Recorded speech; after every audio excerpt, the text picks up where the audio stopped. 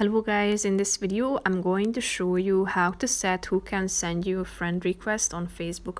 But first I just want to mention, don't forget to subscribe to my channel because at 100,000 subscribers I am going to show you my whole YouTube revenue statistics and growth strategy, how to make money online. Now let's jump into it. First of all, open the app on your phone.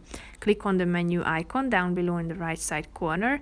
Tap on settings at the top next to the search bar.